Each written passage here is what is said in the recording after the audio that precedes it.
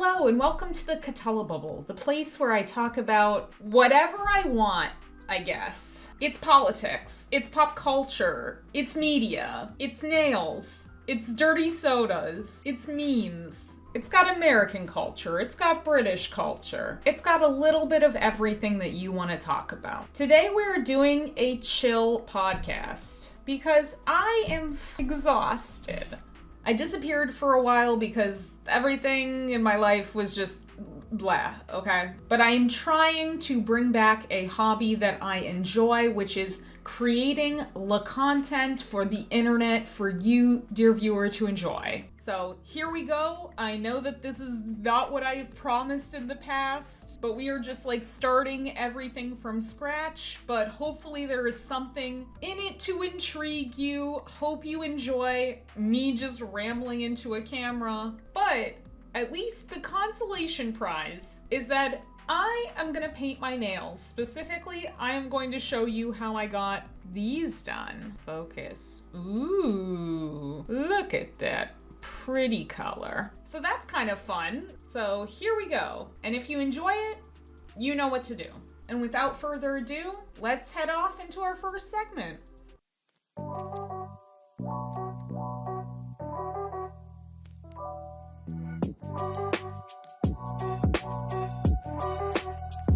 Welcome to my nail girly setup. I am not a nail girly by trade, okay? So if my setup is a bit janky, then give me some space and grace, okay? As you see, I have a random assortment of nail polishes for us today. But before we get on with that, we are going to try a little something called a dirty soda. So you know I have to keep up with everything that goes on with the Mormons. And the biggest weird Mormon trend that has come up recently for me is this idea of a dirty soda. So Mormons traditionally, based on the word of wisdom, are not allowed to drink coffee or tea, what are called hot drinks. And again, strong drinks are not for the belly, but for the washing of your bodies. And again, tobacco is not for the body, neither for the belly, and is not good for man, but is an herb for bruises and all sick cattle, to be used with judgment and skill.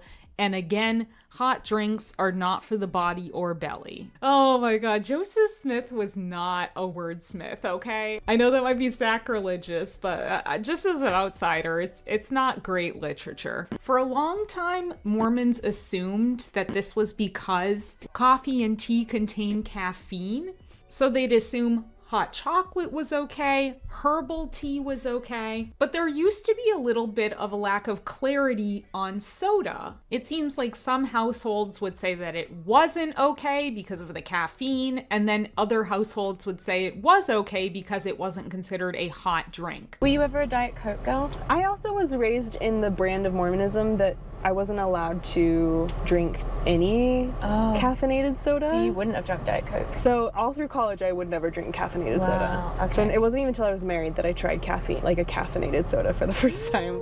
So were you buzzing? Yeah, it was great. I was like, this is what drugs are really like. Yeah. I feel like I understand the obsession, but I feel like it has a chokehold on Utah that few people comprehend. It's really very simple and obvious, I guess, but I'm like, when I was Mormon, I was like this, like, if you can't have any other vice that peps you up, aka tea or coffee, you're gonna have to drink soda. Soda's that's kind of like the lowest rung of drug that you could have is like a Diet Coke. Sugar it's and aspartame's so good, no calories, important if you're a Mormon woman, gotta keep it tight. And it's like the one thing you can do to get through the day energetically. Yeah, Except Adderall, I think that's fine too. I know, I always thought it was strange that anything prescribed by a doctor is okay. Yeah. Even though opioids are way more dangerous than a lot of recreational drugs. Yeah. However, in 2012, the Church of Jesus Christ of Latter-day Saints decided to officially come out with a statement about soda. It sounds like him and his wife used to adhere to the idea of caffeine was the problem, and so they allowed caffeine-free soda into their household, which probably caused a lot of Mormons to question whether or not that was a choice that the Mormon Church officially upheld. So they came out with a statement saying that, quote, despite what was reported, the church revelation spelling out health practices, Doctrine and Covenants 89, does not mention the use of caffeine. The church's health guidelines prohibit alcoholic drinks, smoking or chewing of tobacco, and quote unquote hot drinks, taught by church leaders to refer specifically to tea and coffee. But anyway, so based on this official doctrine or policy coming from the church, more and more Mormons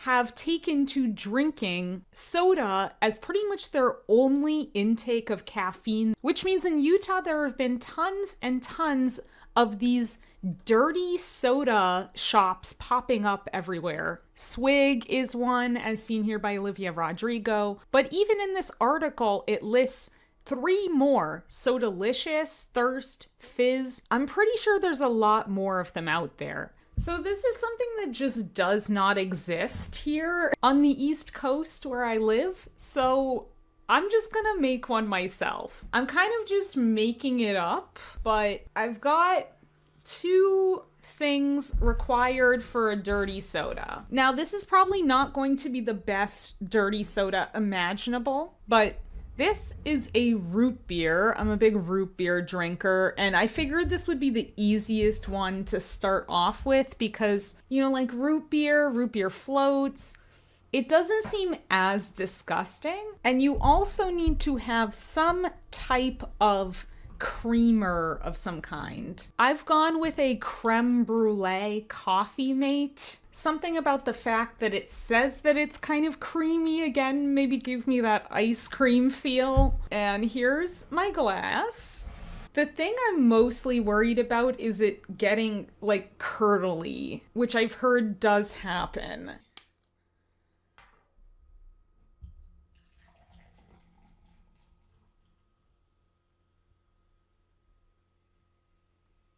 So far, so good. Now for the creamer. I've seen on some recipes like 2 to 3 tablespoons. I'm just gonna eyeball it. Oh, hear it, that splash. Did you hear the splash? That was, oh. Okay, well, it doesn't look like it's curdling yet. Okay, it looks almost just like chocolate milk. Is this any good? Is this gonna be any good? Let's see. Moment of truth. That is not bad. That's not bad. Okay. Yeah, I truly thought I was going to be repulsed by that, but that is not bad at all. These Mormons know what's up. Okay, they were not wrong. This was not bad. That was not bad at all. That truly gives me like a richer root beer float kind of vibe. I'm here for it. I was so concerned it was going to go badly that I actually made a cup of coffee. Just in case this one here was a disaster, I made a coffee. My 3rd coffee of the day. Wow, impressive. Holy crap, where were we? I can't get over that. I'm still drinking it. All right, first things first, I have to remove my polish from my nails. Before I do that, I should let you know what is on them. You can kind of see up close here that there's actually 2 different things on my nails. There is a cream and a shimmer polish, doing a little bit of a funky design in the middle too. The cream is this like tiny bottle of OPI's Malaga wine. Malaga wine? I think it's Malaga. I cannot be 100% sure that's the name, but I did look up the number on the bottom here, which is NLL87, and I'm pretty sure when I googled that it said it was Malaga wine. And the shimmer polish is this old, very old Sally Hansen hard as nails in the color Apple Martini. So I have a kind of interesting idea. Basically, I want to paint my nails all this color from London Town in the color Magpie, but I also wanted to try doing a little bit of nail art, getting creative. We'll see if that lasts. And I was thinking of using like gold. I only really have like one like obvious gold color, and it's OPI's Oi, another Polish or polish joke. I don't know. That seems like a boomer joke to put on a nail polish. And then for a white, I didn't really know. I still haven't decided yet, but I have just like a stark white polish. I bought this in China, like literally for probably less than $1. So I have no idea what brand this really is. It literally just says Simple Pleasures nail polish on it, but it's literally just a basic white. But I also wondered if I should go for something that's a little bit less of a stark white. And this is OPI's My Boyfriend Scales Walls. It's kind of like if you put one drop of gray into a white polish. So it just makes it a little bit less white. But I'm not 100% sure what this is going to look like. But let me take off my nail polish now, and then we'll see what happens, okay?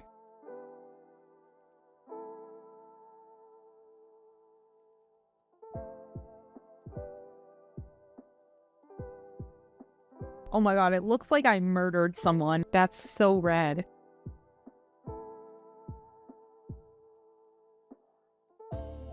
Oh my god, my hand is crazy. So my nails have only been long enough to paint for like the last couple of months, and I have not worn a red like this since my nails grew out, and I forgot that they can stain like this sometimes. I hope it's okay. I do have somewhere to be. You can just see all around my nails is so red now. I'm probably gonna have to do like 5 passes with this 100% acetone to get that all off.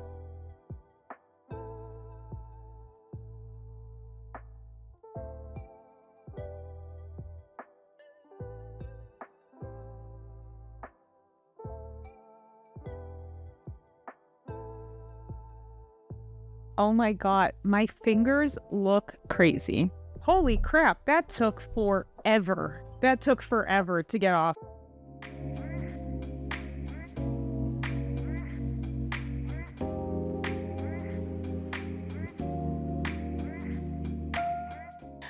To be frank with you, Storm, I don't know how much I contribute to the monarchy. I don't know how much of my taxes goes to support them.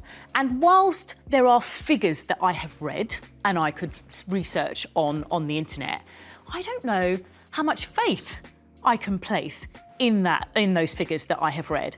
And so that made me think, well, why don't I know? Why, as an adult of the grand old age that I am, do I not understand actually how the monarchy is funded? Why do I not understand actually how much money from my taxes is going to support the monarchy? And I think if anything comes from the Republic doing the research and us challenging the monarchy, asking this question, I think that has to be it, surely. We want clarity, transparency. So I made another one of these dirty sodas with a raspberry lime soda instead of the root beer with the exact same creamer, and it's not bad. It's really not as bad as I thought it was gonna be. First up in Abolish the Monarchy, King to receive extra 45 million pounds of public money as Crown estate income soars. We are kicking it off with some straight up agitprop at the beginning. It seems like the family's evil machinations have been effective. Distract people with gossip and rob them blind. While the monarchy enjoys vast wealth and luxury, many Britons face a cost of living crisis with inflation and economic instability impacting daily life. The royal family, despite personal challenges like the cancer diagnosis of King Charles and Queen Camilla, remains a symbol of continuity. This is the linchpin of the entire British government, raising their income from £86 million to £132 million for the 25-26 fiscal year. Then in the 26-27 fiscal year, they will reassess the, quote, appropriate level of funds that they should have. Now, the official reasoning for this increase is for a renovation of Buckingham Palace, which they will argue is for, like, the benefit of the taxpayer because it's, like, a tourist destination or whatever, but it's their house. Most of it is not on public display, and this is also at a time where the royal family does fewer and fewer engagements. The argument used to be that their lifestyle was taxpayer funded because of the amount of charity work and engagements that they did in the public eye to justify having a salary for their work.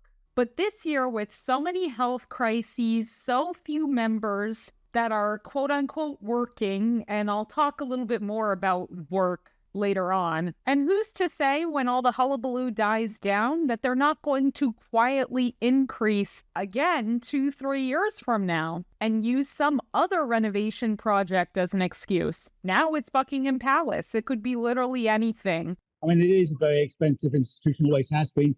And we saw this 15 years ago with MPs' expenses. We're now having a similar row at the moment about the way MPs take gifts and all the rest of it. You know, people do these things because they think no one's watching and no one cares. The royal family is very, very secretive, isn't transparent, isn't clear about what it spends its money on, and is quite frankly dishonest because a large part of that cost is to do with the Duchy of Cornwall and the Duchy of Lancaster, which they claim are private estates. They're actually very clearly, the historical and legal record is very clear, that they are state assets. So we have chosen as a nation to allow them to take those incomes of £23 million a year for William, £23 million a year for Charles, as private income from state assets, plus the security. And I heard the comments before, no one's talking about a French or US style system. So we're talking about comparing it to the Irish president, comparing it to the Icelandic president or the German president. I mean, the Irish president costs the taxpayer, excluding security, £5 million a year, just 5 million. And some of that is given out as gifts to people who turn 100. So that's sort of figure that we should be aiming for, not £500 million a year. The Guardian also reports that Prince William, in his new Prince of Wales role, has received £23.6 million of income from the Duchy of Cornwall. All that inherited wealth that the royal family hoards at the expense of giving back to the country that they supposedly love so much, hold so dear to them. But through all these tax loopholes, it means that the royal family just does not give back to the country in any meaningful capacity. Moving right along, this was quite a big story a couple weeks back when the Prince and Princess of Wales decided to release this Activia commercial, like LL Bean commercial, to announce that Kate has completed chemotherapy treatment. Now, she says that she is, quote, not out of the woods yet, and that she has, quote, good days and bad days. And other press coming out of Kensington Palace seems to state that Kate is not cancer-free. But regardless of what is actually going on with her, massive congrats to her. Hope she's doing well. Hope everybody is doing well. So I have not spoken at all about the Kate Middleton saga on this channel in any particular detail. I did make some passing mentions to it in my last video that unfortunately just happened to come out on the exact same day that Kate Middleton released her first video, telling the world that she was going through these chemotherapy treatments. And although I think that there is a lot that I wanted to talk about how poorly the PR was managed with the whole Kate Middleton going missing story, and I really wanted to joke about how that whole thing was mismanaged, and the Mother's Day photo, the trying to throw Catherine under the bus with the apology for the Photoshop, and all the other missteps that I think are still totally valid to critique the palace for, because it showed something that was actually going to come up a lot in my Endgame Part 3 review, that the palace is not capable of handling the speed of the internet and how rampant speculation can get with the sort of never complain, never explain mentality that they're used to using for so long. So I think it's totally valid to critique all of those things. But once Kate had released that video, I just felt like I didn't really want to seem like I was prying. Like, I have always said on this channel that my whole point here is to discuss the royal family not as these mythical beings, not as divine beings on this earth, but as human beings. And at that point, it didn't seem really fun anymore. And due to the amount of like conspiracy stuff on the internet, the way speculation just like got way too out of hand, it just seemed like there were so many distractions into things that were misinformation or potentially spreading misinformation, or things that were just speculation, things that we can't possibly know. And listen, I'm a human being. I have my own speculations here, but I've never wanted to like put something out there onto the internet that I don't think I can like fully rationalize putting out there, if that makes sense. I haven't fully decided whether or not I'm going to do part 3 of the Endgame series. I kind of just wanted to like jump back into content creation without any promises, like I said, just because it stresses me out more if I feel like I have to do certain things within a certain timeline. But one thing that I was going to talk about in the part 3, since chapter 12 is partially about Kate Middleton, that chapter really highlighted how little Kate Middleton really enjoys being in the public spotlight, despite the fact that she is kind of the family's only true secret weapon, which the British media loves to call all the royals secret weapons of the family. But I think with Kate Middleton, that is 100% accurate. She is the only one that is really projecting any type of youth energy. But it has always been the case that though she is probably the best marketable face on the team at this point, she has never really been comfortable in that role. And I think it's interesting that this whole "where is Kate" saga has kind of put her in a space where she is a lot more in control of what she does and doesn't do to perform work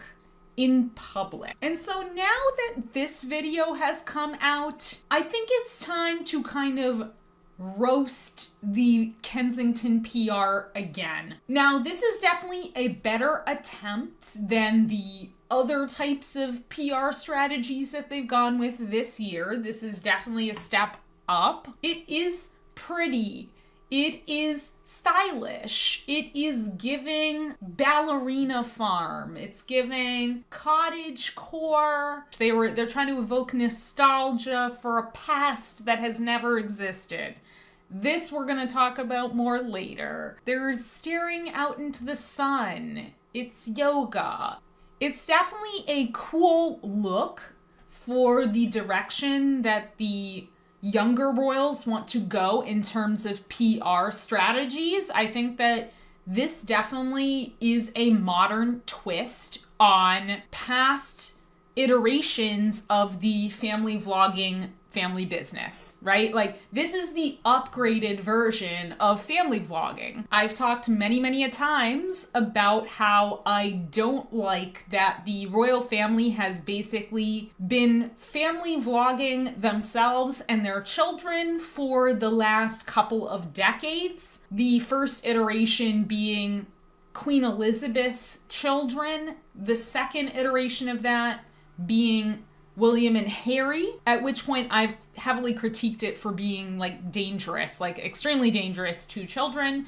And now we see the third generation going through this family vlogging cycle. So I think it's a sleeker version of that, but it is still family vlogging at the end of the day. Like, don't be fooled into thinking that this is anything but performative. I think it's performed nicely, but I definitely have some critiques of it, and especially these clips here of Kate Middleton like wandering through wheat and these flowy bohemian dresses. One critique I have of this stylistic choice is the trad wife aesthetic that the Wales family seems to be heading towards for their marketing and their branding. The term trad wife comes from traditional wife. It's a very common phrase on conservative or right-wing internet subculture, although it has very recently surged in popularity with the likes of Ballerina Farm, cottage core, videos of women baking sourdough bread, or collecting eggs from a chicken coop. It's a type of media that tries to evoke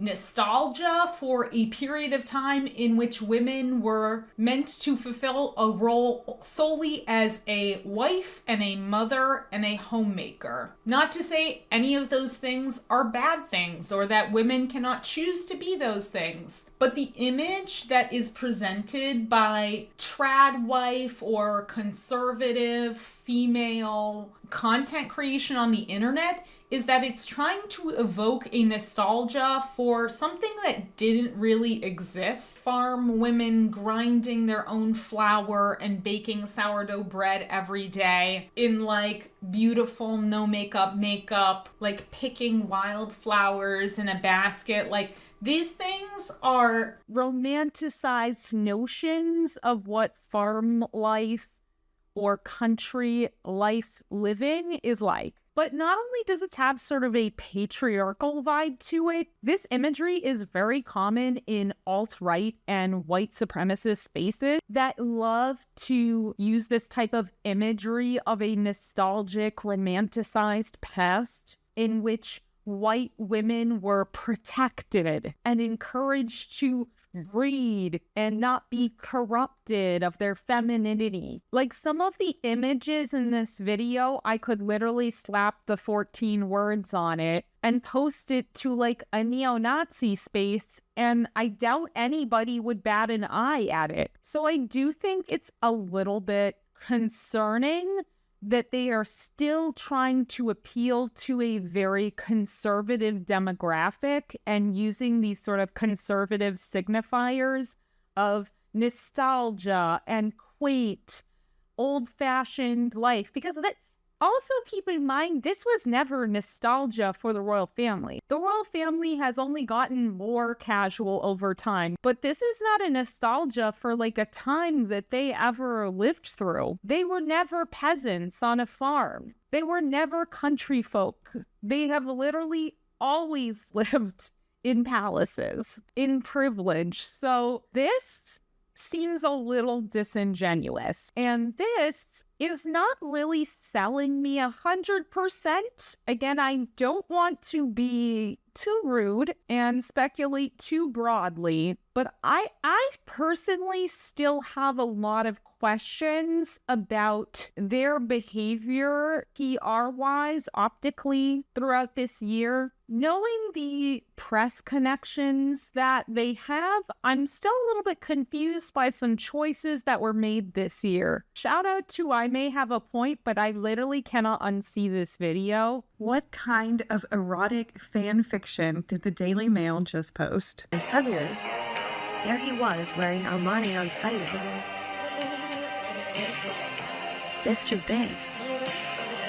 What was that about? Like, the Daily Mail posted that in the middle of all of this cancer hullabaloo. I just find it bizarre. I know that Prince William is not synonymous with the Daily Mail, but like, I still have some questions. Why? Yeah, I don't know. I'm gonna hold my tongue for now because I've got better things to talk about right now. Speaking of which, it's time for Cassie and Ted.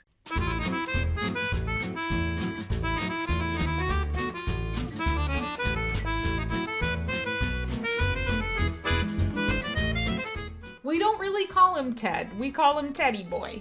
Teddy. Literally, it's a slideshow of Cassie and Ted. This is Teddy. And this is Cassie, my Cassie kids. I am just showing off how cute they are. Look at that. Look at how cute they are. Look at them looking out the window. Look at them. So majestic. My baby boy. And that concludes Cassie and Ted. All right, back to politics. Hope you enjoyed all that fun stuff.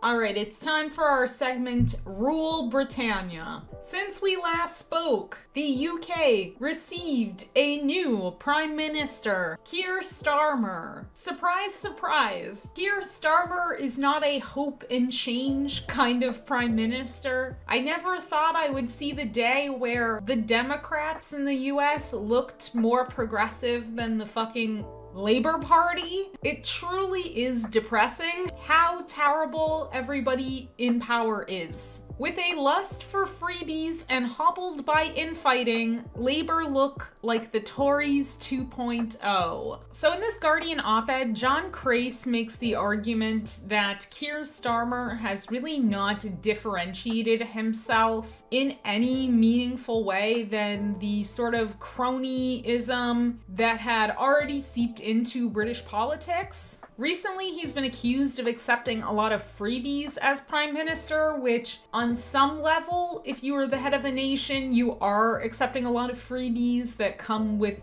the job, but it definitely seems to have a little bit of a cronyism flavor to it. But I think that there's a couple of things to say here. First of all, I think it is reasonable to point out the double standards. I mean, some of the massive scandals under Johnson that barely got covered, you know, the free holiday in Mystique, Bamford paying for the sort of stuff at his wedding, the Lebedev parties, all the sort of stuff that Johnson did. We know all about it. And I think there is a double standard. I think it's fair to say that. But that being said, if you have, rightly in my view, made an issue of standards in public life and being clear that you're going to be much, much stronger and much, much stricter, you have to live by that, absolutely. And what I think was unfortunate, this is all these stories kind of came together. The thing about Keir Starmer and Arsenal, I completely get, and I think most reasonable people do. He's been going to see Arsenal for most of his adult life. He's got a season ticket that he's paid for all of his adult life. He goes with his friends, and I know this because I've seen him at a game before when they were playing Burnley. He goes with his friends that he went with from way back, and they're close friends and what have you. The police basically saying, I'm sorry, but once you become Prime Minister, it's a different level of security operation around you. We can't put you in crowds like that. Arsenal say you can have this box.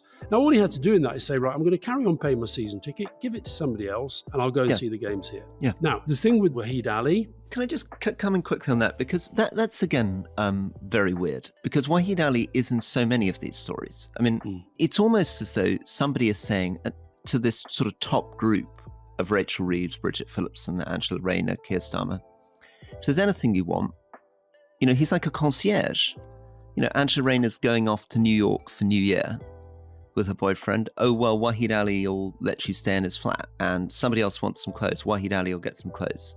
Somebody wants a birthday party. Wahid Ali will pay for your birthday party. I mean, it's a bit weird, isn't it? That at the center of so many of these, somebody wants some glasses. Wahid Ali will buy you your glasses. It's a bit weird, this sort of Father Christmas figure who it seems to be on speed dial whenever anyone wants a freebie.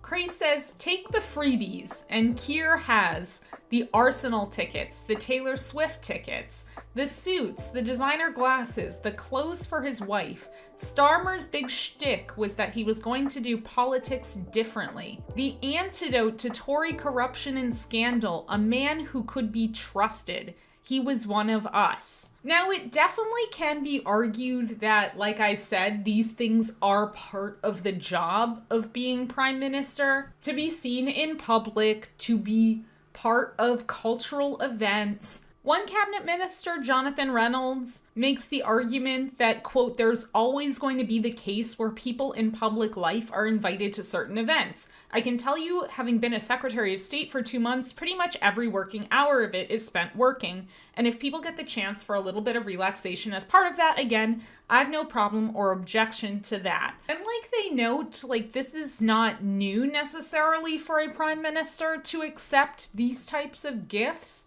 But I do think that it's reasonable to question where the line is and how much a prime minister should reasonably accept in gifts for things that are mostly just fun. They might be networking to a certain extent, but they are fun. Like 40,000 pounds worth of Arsenal tickets. And I definitely agree with things that might be considered a potential conflict of interest, like the government potentially implementing a football regulator, but then also accepting gifts related to football. It definitely gives off out of touch and a little bit crony. I think that if you go back to when Keir Starmer was first elected, I think people sort of very quickly thought, oh yeah, he looks like he's the prime minister. He sounds like the prime minister.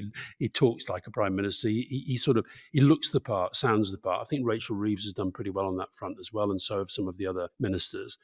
King's speech, setting out some pretty big changes. Housing, the renters bill, all sorts of the railways, big stuff that, you could say, well, that's what we promised and now we're about to legislate for it. Then along come the riots.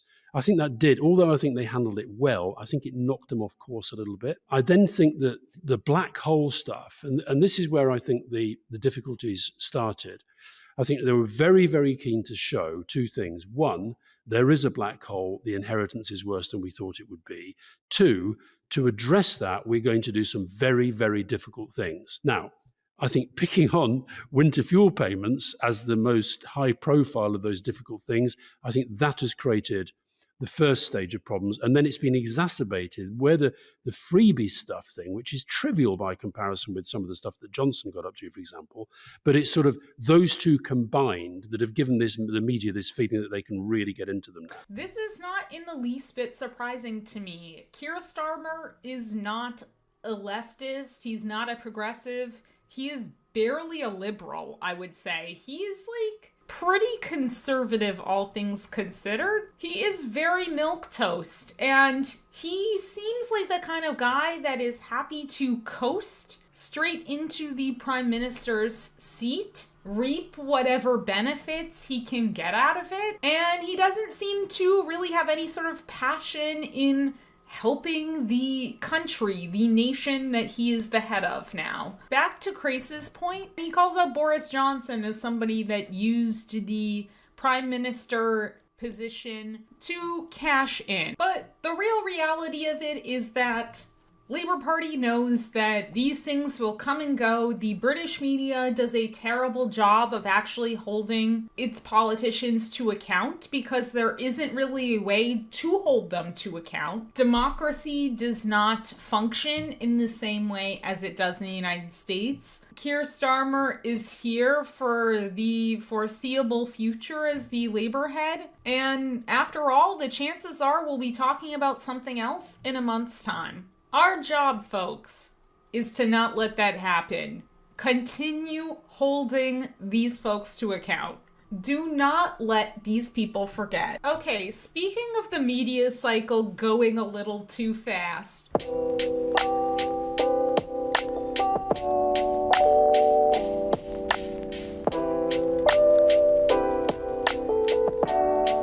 All right, my nails are looking a little bit worse for wear. They're definitely stained. I can definitely still see little bits and bobs, but I'm not too concerned about right now because I am gonna paint them right away and hide how hideously stained they are. They also definitely seem a little brittle, so hopefully this will last for a longer time. Firstly, I'm just gonna quickly file them, just make sure I've got the shape that I want. I already filed them yesterday when I did that manicure that I just took off, so they shouldn't need too much more. My shaping skills are not very good. I had like kind of squoval, and now I'm trying to get them more to a rounded kind of look. So I'm just trying to make sure that there's no like super harsh line. Okay, let's never look at these nails again because they look disgusting. All right, I'm going in with OPI's Natural Nail Base Coat. I don't really know why. I just happen to have this one, so that's what we're doing. My nail, I can't get over how absolutely fucking disgusting my nails look right now. I've been wearing a lot of blues and greens, and I feel like the staining on my nails is like a very hideous, like sickly blue tinge, as well as some like sort of warmer yellowy looks. It's unpleasant. I should also say I am not a nail painting expert. I am not a nail tech. I'm not a nail girly. I am just a hobbyist who has way too much nail polish and is trying to justify it by changing it every like 2 days or so. No joke. This is perfect. Honestly, this was the best thing that's come out of today. Oh God, that hit the spot. So since my personal life is very disorganized, very all over the place, very much like I don't know what the F I'm doing with my life, sort of existential crisis. Because of this, I've taken some of my precious free time to organize my nail polish collection into a database on Notion. Currently, I have 164 polishes, which is absolutely insane. Ladies, do you feel like you just have collected hundreds and hundreds of nail polishes over decades of time, and you just think like, how did we end up here? That's how I felt when I cataloged every single one of these nail polishes. I also swatched all of them onto nail wheels. If anyone is curious, the top 3 brands are OPI with 46 polishes. A lot of them are minis, so make of that what you will, but apparently I am like OPI all the way. Second is Essie at 18. And then third, way out of left field, is an indie brand called Frenzy Polish, which I do not think exists anymore. The reason why I have so many is because I think I bought an entire collection from this indie brand before it disappeared. All the polishes I have are like named something about video games or computers or something like that. They're all very pretty, but unfortunately, my number 3 brand does not exist.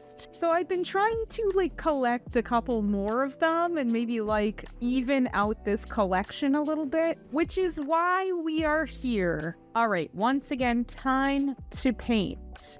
We are going with Magpie by London Town Lacquer. This is my only polish by them. I bought this really recently. I wanted to try them out because I had never heard of them before. I like the formula. I've actually used this already, but it was on my toes.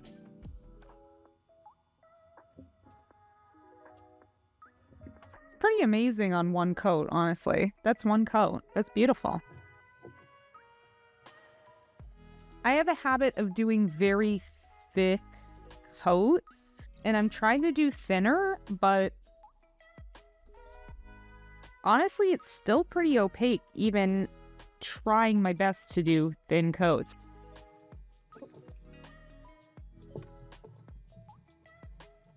It still looks like I murdered someone. Honestly, I didn't clean up as well as I could have. I love this color. I think it's coming off a bit lighter than I think it is in person on camera. I feel like it lays really nicely. It's like very self-leveling.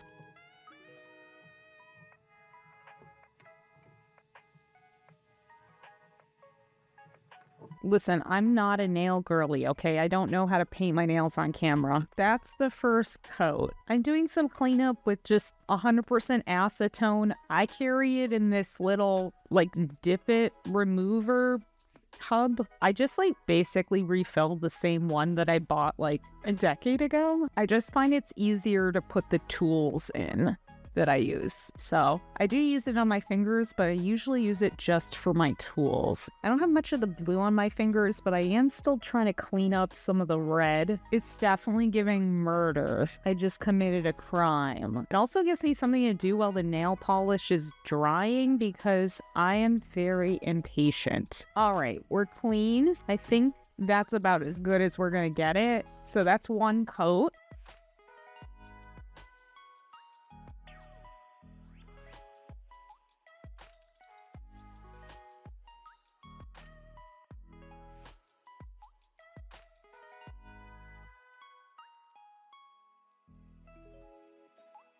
This formula has been super easy to work with. I don't like work for them or anything. This is just really pleasant. Oh god, I just flooded my cuticle. That's fine. That's what cleanup brushes are for. All right, never mind. More cleanup. So I'm only gonna do 2 coats because that seemed pretty opaque.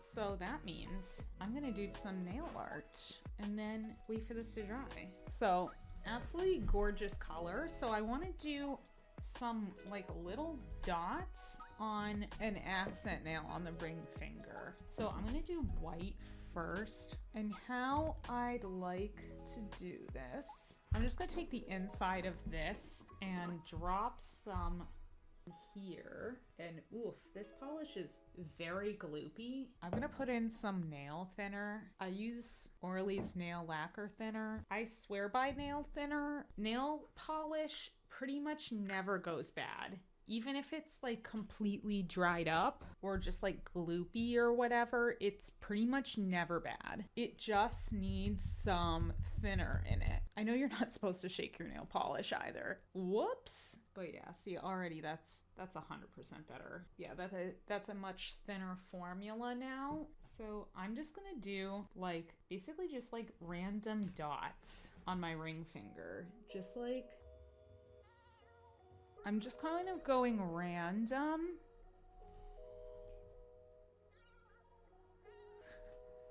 This might look terrible. I'm not very gifted at nail art.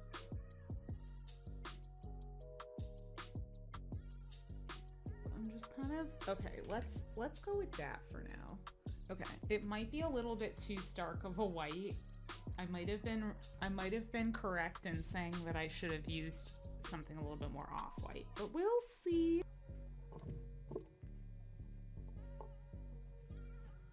I mean, it's not bad. It's not too bad. I wanted to sort of like taper off at the top. Like, my idea was to kind of do like a little bit of a gradient. That's not really what it's giving yet. Maybe the gold will kind of give it something. We've got our golds here, and I'm gonna try and sort of overlap some. Just like all over. Oh, that looks a little bit not random. Let's go. Hey, that's not bad. That's not bad, honestly. This is probably the most successful nail art I've done. I'm trying to get like some overlap, some not. Less is more, I think. So yeah, it's like okay, right? And then I just said less is more, and then I added more.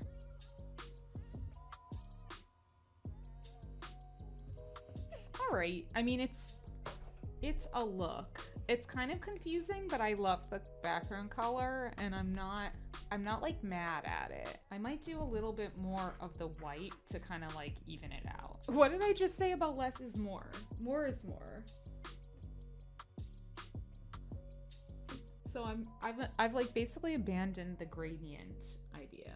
I'm just putting them everywhere. I can't stop. Okay, same here. It's fine, everybody. You know what? I'm not mad at it, so we're gonna move on to top coat. I finished the dirty soda, so we have coffee, which I'm gonna have while I kind of wait for the design to dry a little bit. I'm gonna use the Essie top coat, the Good to Go top coat. This bottle is like on its last legs, so I'm gonna put some nail thinner in it. I've already put so much nail thinner in this top coat. I think there's just so much air in the bottle now that it's hard to keep it thin these days. But like I said, nail polish thinner is like my best friend. And I've never not been able to save a polish with thinner. I'm gonna start putting it on all my nails. It's this like teeny Essie brush though. I hate it. I'm very much concerned about smudging my design if I try to go over with this top coat. I'm gonna do all my plain ones first. You're like barely gonna even be able to see it, but I actually did smudge the color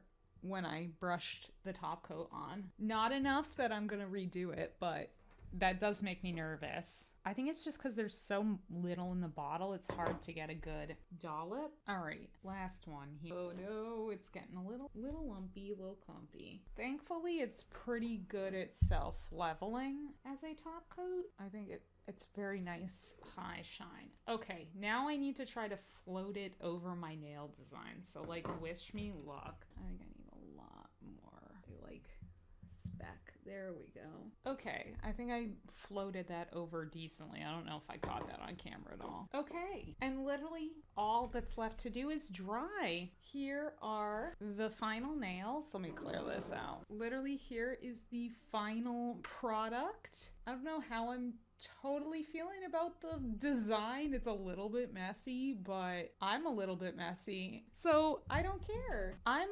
pretty impressed. I'm pretty happy with that. Very high shine. I love this color magpie. Ooh, shiny. I might have to do another layer of top coat on this because I can tell it's a little bit textured. It's not like super smooth, but thank you for letting me paint my nails on camera for fun.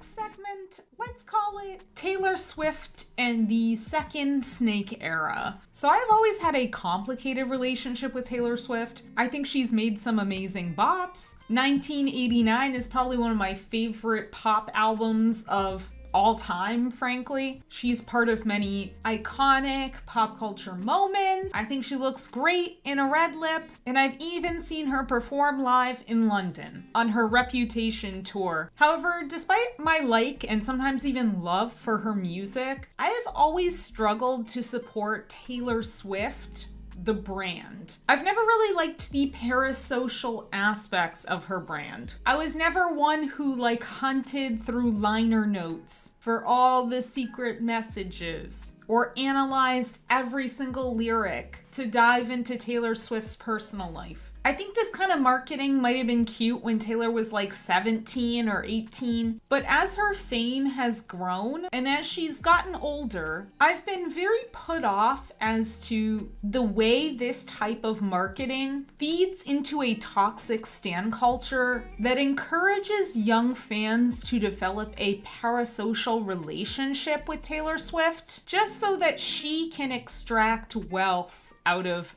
her fans. And I know that's how all of the music industry operates now that every celebrity to a certain extent is on social media. And I don't think I would mind this if Taylor Swift was just doing what any other normal artist would do, engaging with their fans. But she's not. The Swiftie cult is next level. Everybody kind of jokes about that and makes references to it, but it's really kind of odd. It's very off-putting. But despite the reputation that Swifties have for utterly destroying anyone who dares criticize Dear Mother, Taylor Swift doesn't seem to do very much to rein in her audience. And I think with anybody that has a big enough platform, especially a billionaire like Taylor Swift, it's reasonable to expect that the person that has a massive platform use that platform for good. And as we'll talk about today, Taylor Swift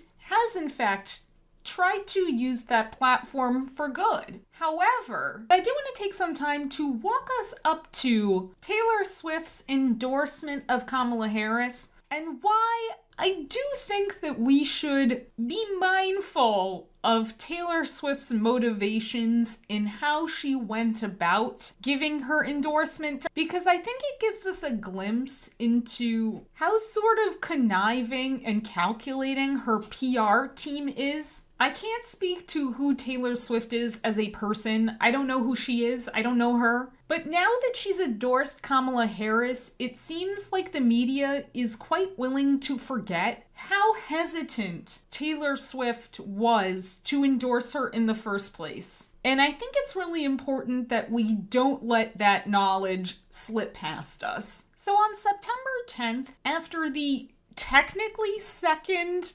presidential debate, but kind of the first, Taylor Swift officially endorsed Kamala Harris for president. Here is the Instagram post. She basically states that she watched the debate like any good American would, did some research, and decided that she would be casting her vote for Kamala Harris and Tim Walz in the 2024 presidential election because she fights for the rights and causes I believe need a warrior to champion them. I've done my research and I've made my choice. Your choice is all yours to do, and the choice is yours to make. She then ends with a dig at JD Vance.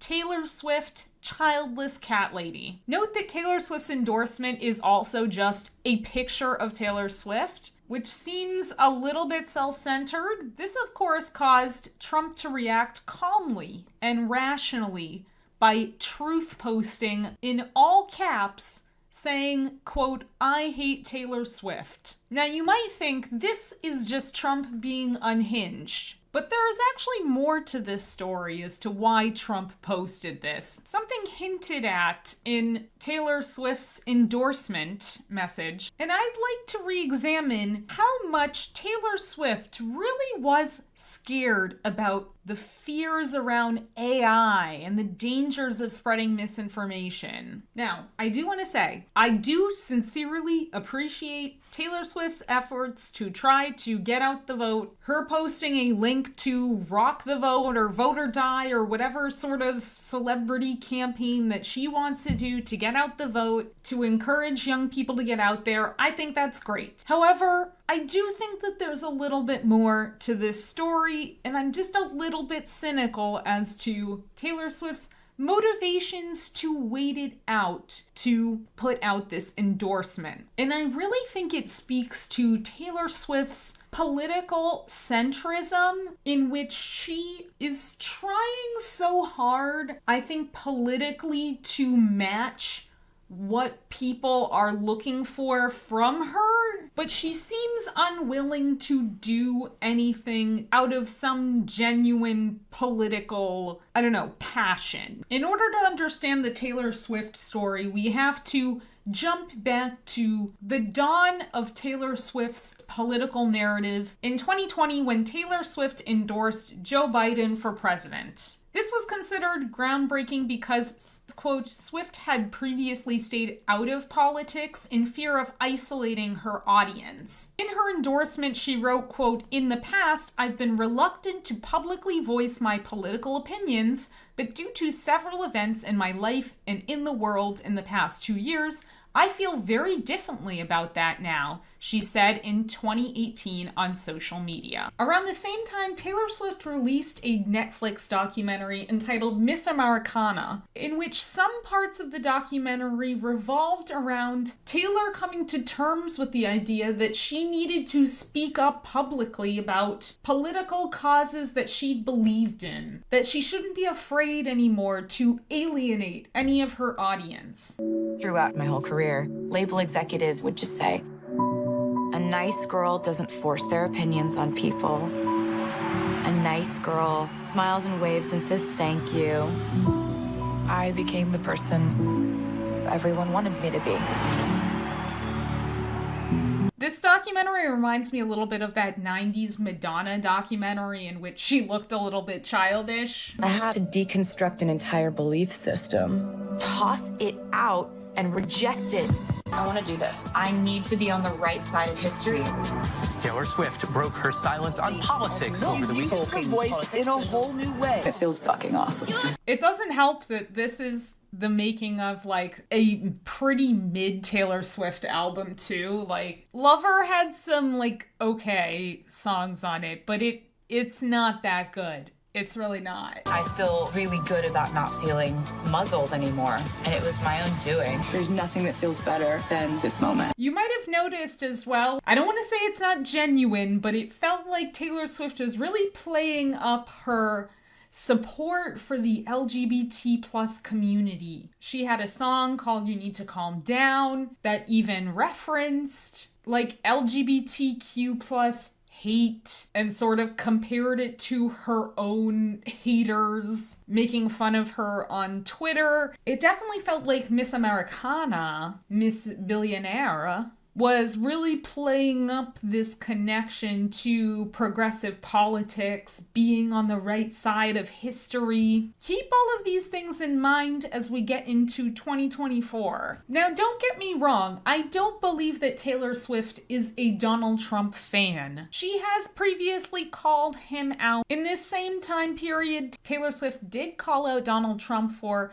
quote, stoking the fires of white supremacy and racism your entire presidency. And I think it's good that she called that out. Now, Taylor Swift has been called out in the past for not properly condemning her alt-right audience because of her sort of Aryan aesthetic, the country music roots, her sort of white girl, damsel in distress sort of vibes, especially on her earlier albums, made her, quote, an object of affection for white supremacists. Note that that podcast I showed you was from 2017. In 2019, we get Taylor Swift saying, quote, white supremacy is repulsive. There is nothing worse. Again, around the 2020 election. It was said that Swift felt that she regretted not getting more involved in the 2016 election. Also, a bunch of white supremacists co-opted her image and she very rarely did anything about it. Andre Anglin at the Daily Stormer wrote, quote, firstly, Taylor Swift is a pure Aryan goddess, like something out of classical Greek poetry. Athena reborn. She claimed that she was not aware of her adoption as a racist cause at the time. Now, with how much Taylor Swift is on the internet, I find this kind of hard to believe. And her not getting involved in the 2016 election, although it's not to say that it was tacit endorsement of white supremacy, it was definitely not taking an anti-racist stance. It was definitely playing the white moderate. So people were kind of psyched that Taylor Swift in the 2020 election was actually saying things like this, was baking cookies for Biden, getting more involved, getting more people participating in our democracy. So it was real interesting when that type of fervor just seemed to kind of disappear for the 2024 election. Now keep in mind, Taylor Swift's narrative was that she felt so guilty that she hadn't gotten more involved in 2016, and also she had been co-opted by white supremacists who also associated themselves with Donald Trump more and more. She felt like she had a big platform that she should use effectively. Where was this energy in 2024? Where had it gone? Flash forwarding to 2024. What the fuck actually happened? So first, Swift didn't endorse Biden early on, despite all these right-wingers convinced that she would rip her shirt off at the Super Bowl to reveal a Ridin' with Biden t-shirt. But as Brat Summer began, her silence started to seem a bit too loud. But what really made me confused was when Trump posted a fake Taylor Swift endorsement to Truth Social. Trump reposted an image of Taylor Swift in an Uncle Sam outfit and accepted her endorsement for his campaign, which she had never given. It's just as hilarious as you would expect. It's so comically fake. It's so obviously not an official endorsement. I don't even know what Trump was thinking. He probably wasn't. That's the beauty of Trump. He doesn't think. But we expect this kind of crazy, stupid shit from Trump. Okay? That's who he is. If he wants to take these Swifties for Trump t-shirts seriously, let him do it. It is fucking hilarious, though. I like this. Good satire. It's good. But the reason why I find Taylor Swift's decision to wait so long to call out Donald Trump for taking this endorsement, this article's from August 19th, 2024. She posted her endorsement September 10th. If she was truly in a new era where she would call out people speaking for her or putting words in her mouth, she wants to be more vocal politically. Why did it take weeks for Miss Americana to do it? This woman called out a Netflix show for making deeply sexist jokes because it made a joke about Taylor Swift having a lot of boyfriends. Like, it's a boring joke, but I wouldn't say it's like a deeply sexist joke that needed to be called out immediately. She tweeted, "Hey, Ginny in Georgia, 2010 called and it wants its lazy, deeply sexist joke back. Happy Women's History Month, I guess." The joke was, "What do you care? You go through men faster than Taylor Swift." Girl, this is not the women's rights issue of our time. Damn, stop the presses. We cannot have Women's History Month when this type of language goes unchecked. She was able to call out haters who talk shit before performing Thank You Amy at a London Eras show tour. Thank You Amy being a song that she wrote this year about her drama with Kim Kardashian. A woman that has literally had to get publicly divorced from a fucking black neo-Nazi who's done literally nothing to Taylor Swift other than expose her for lying. It makes me think about how every time someone talks shit, it just makes me work even harder and it makes me even tougher.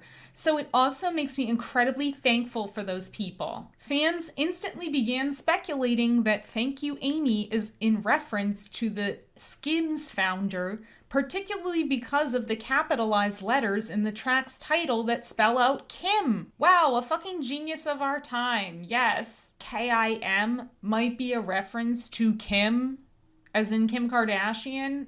Wow, groundbreaking. I just want to point out Taylor Swift is in her 30s, okay? She is not a teenager anymore. This is not like her having a little teen pop idol feud. Kim Kardashian's 43 and Taylor Swift is 36. It seems a little childish. She also decided to start shit with Dave Grohl literally after he had already said that he did not want to suffer the wrath of Taylor Swift. Literally all he said was jokingly that they call their tour the Errors Tour, as in self-deprecating humor that they make a lot of errors because we actually play live. Jokingly, what? Just saying, you guys like raw live rock and roll music, right? You came to the right fucking place. Now, I would say Taylor Swift did not have to take this personally because Dave Grohl's not wrong. He's actually playing live music in a band, and Taylor Swift, as someone that actually saw Taylor Swift perform live in concert, Taylor Swift is for the most part walking around a stage, sometimes lip syncing, sometimes singing live. She does a little bit of basic piano playing and guitar strumming, but she's not giving you a rock experience, and that's okay. Look at all these Swifties coming for Dave Grohl, completely misinterpreting what he said intentionally. Forbes pointed out, quote, "Some pointed out that the Foo Fighters singer had good reason to criticize Swift as girl's 17-year-old daughter Violet was cyberbullied by a horde of Swifties after she posted about Swift's infamous use of her private jet.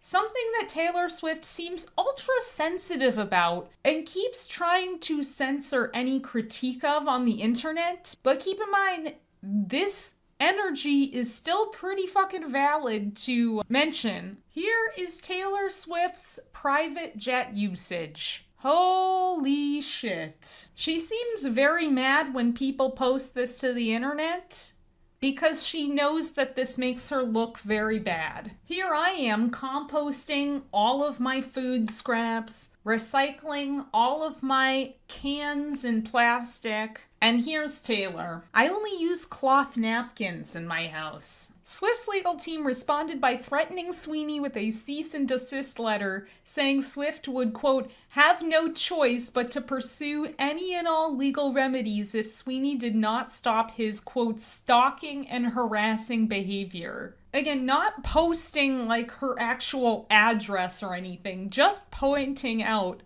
the amount of jet usage that she has. It's literally exactly the same thing that Elon Musk gets mad about. Swift did nothing to stop her Swifties from attacking the girls. She in fact seemed to have stoked the fire instead by saying on stage, quote, every one of my band members, every single one of our crew, my band, who's going to be playing live for you for 3.5 hours tonight, they deserve this so much. He didn't say that there was nobody playing live at your show, Taylor. But these are the kinds of things that Taylor Swift seems to jump into action to do. She'll happily talk about her feuds with other female celebrities. She'll vague tweet subtle jabs at folks just making harmless jokes and references to her. She'll call out irrelevant Netflix comedy shows, but she didn't seem to be dedicating herself to fighting democracy.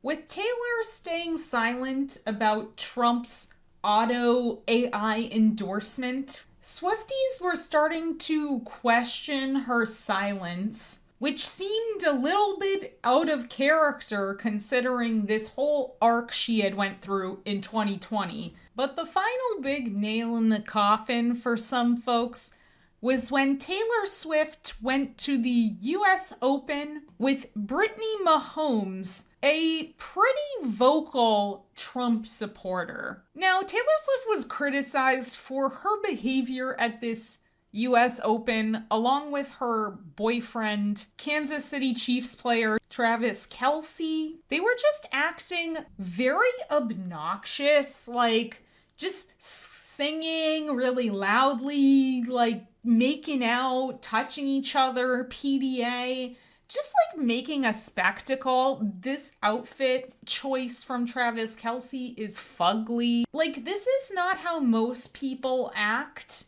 at a tennis match. But not only were they acting obnoxious, they were hanging out with some pretty fervent Trump supporters. The post that Brittany Mahomes liked from Trump was a list of campaign promises including, quote, keep men out of women's sports and, quote, cut federal funding for any school pushing critical race theory, radical gender ideology, and other inappropriate racial, sexual, or political content on our children. Remember, this is the same Taylor Swift that was supposedly all gung-ho about LGBTQ rights 4 years ago. Mahomes, in response, posted to her Instagram story saying that to, quote, be a hater as an adult, you have to have some deep-rooted issues you refuse to heal from childhood. What about hating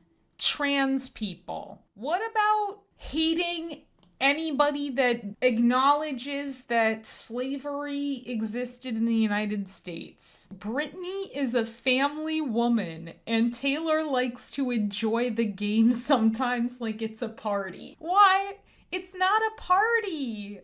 What are you doing? These bad optics caused a bit of backlash, including this article from Variety entitled, "If Taylor Swift doesn't endorse Kamala Harris, she'd be entering a new era," by Daniel Daddario. In this article, Daddario calls out Swift directly. He states, quote, "Netflix's 2020 feature-length documentary about Swift, Miss Americana, hinges on this decision. In it, she tells her father, who's opposed to her speaking out, quote, 'I need to be on the right side of history.' Does she feel the same need today? While there is time to go before the November 5th presidential election, Swift has remained silent thus far. Unusually protective of her likeness, even by the standards of celebrity, Swift let Donald Trump's use of AI-generated images falsely suggesting she's endorsed him go by unremarked upon, unusually willing to leverage high-profile friendships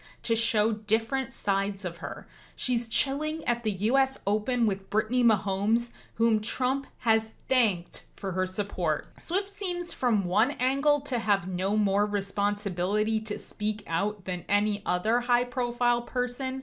Perhaps she might argue she has a responsibility to remain silent. But one returns to the documentary, in fact, to see why the idea of Swift riding out the rest of the year in silence would feel, frankly, strange. Swift's political action in the past came from what is evidently a place of deep passion. In Miss Americana, she weeps on camera describing the Republican Party's agenda. But then it's happening on camera in a film Swift agreed to appear in at an in-between moment in her career. And that's why I think this silence from Taylor Swift left a bad taste in a lot of folks' mouths. She claimed to have had this epiphany 4 years ago about the importance of not being silent and not being complicit when so many right-wingers are willing to co-opt you for their agenda. But somehow in 2024,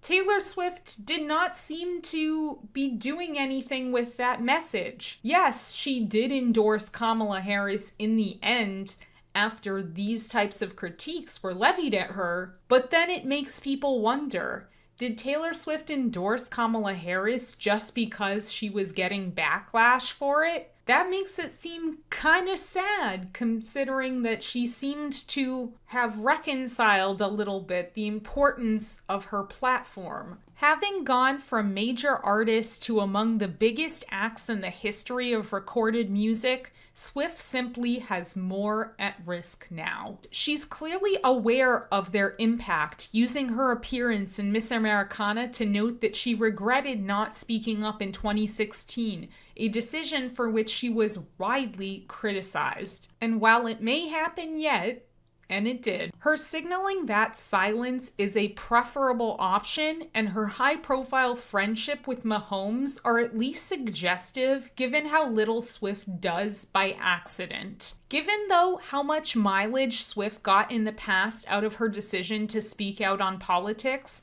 the idea that she will remain silent would seem to make her past speaking out at a more convenient moment appear cynical. It'd be regrettable if her engagement with the world of politics were just another of her eras and one from which she were willing to move on. Absolutely well said and brutal takedown of her right before she endorsed Kamala. Again, I can't fault Taylor for doing the right thing in the end, but I can't say I don't still feel that twinge of cynicism. And I don't want people to forget that right before Taylor made her endorsement, she made an absolute fool of herself at the US Open. She's gonna want to distance herself from that in a few years, but never forget Taylor Swift making an ass of herself, because she is a billionaire that is able to manipulate and control her image to a ridiculous degree. But she should not be above reproach. Thank you, Tay-Tay, for doing the right thing, eventually.